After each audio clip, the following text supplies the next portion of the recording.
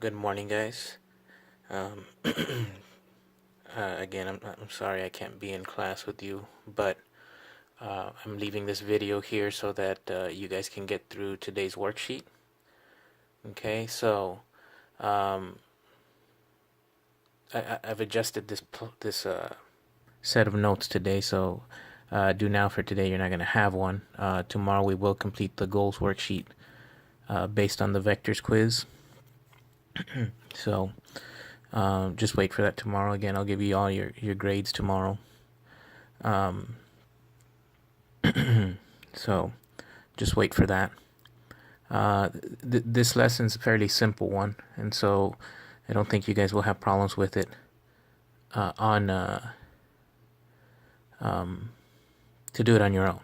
Okay, and so the front side of the sheet, that's all new stuff. Okay, it's going to be over this new objective here, which is polar coordinates. Okay, so we've talked about parametric equations already. We've talked about rectangular equation, which is your standard form. Okay, so parametrics, again, guys, you can have two equations, your x and your y, and they are functions of t. Okay, I mean, I don't know, we can put this as any type of equation, but they're going to be functions of t. Okay, remember your standard form, rectangular, and you're going to see why we call these rectangular equations tomorrow. Okay, so but this is your standard equation. Y is equal to something. Okay, so the last set of the last coordinate system we're going to talk about is called polar, and what you're going to see is kind of like what you would see in radar. Okay, and so this is going to be circular. Okay, and so that's what we're getting introduced to today.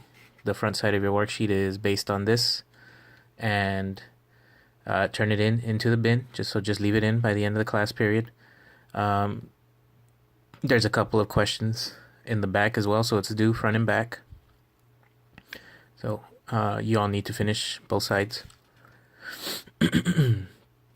And all of the back is old stuff, so it's turning everything into one equation, so y equals something, and going from parametric to rectangular. Okay, so we can just do a quick example right here. If I had x equals 3t plus 1 and y equals, we'll call it 3t minus 2, something like that. Okay, what you're doing on the back of that sheet is turning these into one equation. So I'll just start with the x. So x is equal to 3t plus 1, so minus 1, minus 1. X minus 1 is equal to 3t. Divide by 3, divide by 3. Okay, so this is what I want to plug in over here. Y is equal to 3, and instead of t I plug in x minus 1 over 3 minus 2. Here I can see the 3's cancel. It's x minus 1 minus 2, so it's equal to x minus 3.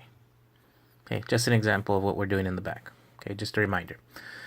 And what we did yesterday, the equations should still be on the board, but remember, you were dealing with projectile motion. For parametric projectile motion, the x equation looks like this. T v naught cos theta, and y is equal to t v naught sine theta minus 1/2 gt squared plus h naught. Okay, so this is an example of what you're going to do in the top portions, and remember, these are the equations you need for the bottom. Okay, so the actual lesson, guys. Okay, so all we're doing is plotting points. Okay, and I know this graph doesn't look so clear here. I hope that it came out a little bit clearer in you guys' printouts. Okay, but all I'm doing today is plotting. Okay, so the polar coordinate system, like you can see, it's circular. Okay, and this is how like air traffic controllers they keep track of their planes, things like that. So they use a polar system, and that's what we're gonna be learning about today. So pretty simple stuff here. I'm plotting these points, and this is exactly what I want you to do on your worksheet. Okay, so you have a bunch of points on your worksheet. I think you have like 20 of them. Okay, so this is how you would plot a polar system. So here you're gonna start with, you have two coordinates, just like an x and y, but here they're called something different, and this makes a difference because tomorrow when we start going over some more things, you need to know this. So the first number is called r. It's a radius. The second number is called theta, which is an angle, which we've been talking about. You've seen this symbol before. So if I'm looking here, I see that I'm at 120 degrees, and you're always going to start with the theta, the angle. So when we went over the unit circle, guys, we kind of already did something like this. I'm going to look, and I'm going to look for 120 degrees. For the first one, I look for 120. So 120 is right here. Okay, so start with the angle first. So I'm going to be doing something along this line. Okay, so start with the angle, 120.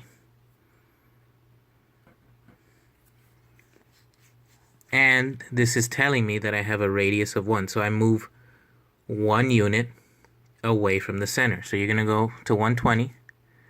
You're going to go to the very center. And then you go 1 unit out. Oops. What I plotted here was 0.1. And that's it. Okay. Now they can give you your angle in radians or degrees. So here my angle is pi over 3. So remember, start with the angle. So you're going to go to pi over 3, which is somewhere right here, pi over 3. And you go all the way to the center. Now the radius here is telling me 2. So pi over 3. Go to the center. I'm going to go 1, 2 out. That's 0.2. Okay, this is what I want to see on you guys' paper, guys. Label the points for me. Don't just plot them. 0.1, 0.2, things like that. Okay, you don't have to put the coordinate, but tell me it's 0.1, 0.2, something like that. Now, a couple things we still need to remember, and we talked about this with the unit circle. Here, I'm starting at 45 degrees, negative 45 degrees. So start with the angle. 45 degrees is right here. But remember, when I have a negative angle, okay, we talked about this with the unit circle, I have to go across the x-axis. So make a note over here. Negative angle, you go across the x-axis. So negative 45. So if I'm talking about negative 45, okay, I'm going to go to the positive 45. But if I'm talking about negative 45, I go directly across the x, which is right here. The 315. That's also negative 45 degrees. Okay, so this is the angle. I'm going to go to the center and I go 1, 2, 3 out. And that's my point. The last one here, 420. Guys, if you look at your angles, you're not going to see it here, right? So what you have to do when you see something like this, like the unit circle, you have to subtract 360. So 420 minus 360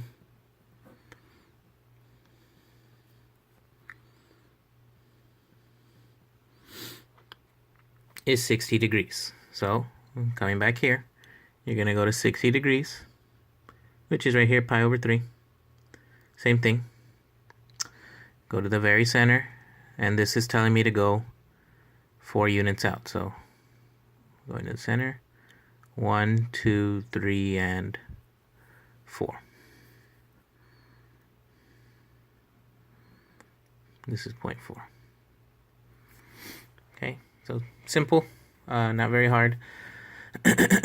So One last thing here. So we have a couple more. Okay, here I see that this is 3 pi over 4. So this is the exact same thing. Okay, I'm going to go to 3 pi over 4. That's somewhere over here, right here, 3 pi over 4.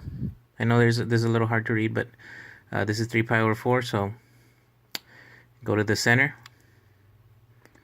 Okay, but now it's telling me that my radius is -1. So when you have, I'm going to make this note over here, negative radius, you go across the origin. Okay, so 3 pi over 4. 3 pi over 4, go to the center. Instead of going 1 out, I'm going to go 1 in the opposite direction. Okay. That's what I do when I have a negative. That's what I mean about across the origin. So if this would have been 1 out, I go 1 in, like that. 330 degrees, so I go to 330. Somewhere right here. This is 330. This says -2, so I'm going to go, so 330, go to the center, and then I go in the opposite direction. It's going to go 1, 2 out. And that's 0.2. So again, pay attention to which one's negative and positive, okay? They will make a difference.